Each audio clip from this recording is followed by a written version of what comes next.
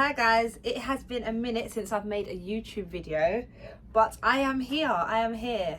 So today I'm just going to briefly talk about, it's not about who wants you, it's about who values and respects you. So a person who values and respects you will ensure that the values that you have for yourself, they will respect that. Everyone's going to have their own individual values and what they have in line with their purpose, but it's important to listen to each other so you know that we're appreciating each other's values and respecting each other. So as I briefly get into it a little bit more, say for instance my values could be honesty, respect, trustworthy, accountability and stuff like that. So if someone has those values, I have to ensure that I am respecting those values that they have, because if I'm respecting those values that they have, I'm basically showing my love and appreciation for that person. So say for instance my values is honesty. So if I'm around anyone that is a work colleague, a friend, a partner, I would expect them to be honest with me. Obviously, the people say you shouldn't have expectations in life because expectations can lead to you being upset or dissatisfied in, a certain area because you've had so much expectations within wanting something that person may not be able to give you.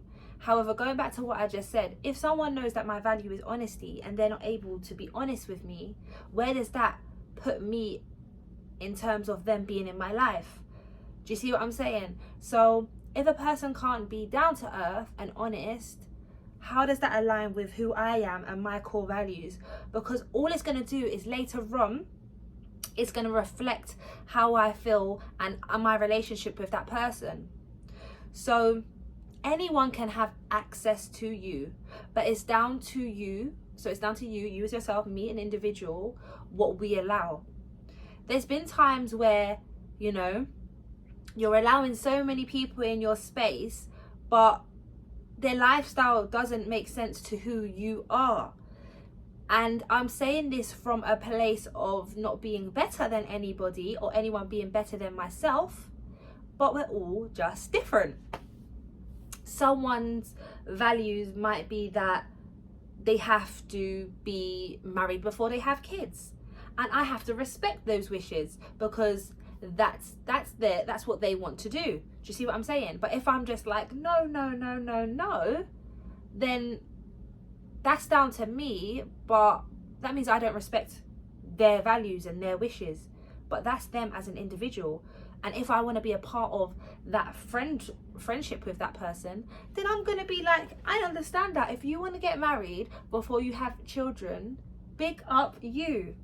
So going back to the reason why I started this video, if it doesn't align with who you are and it's not going to respect who you are, not only in front of your face but behind closed doors, because it's all about, people can say the right things, they can be charming, they can say all the right things, but are their actions in line?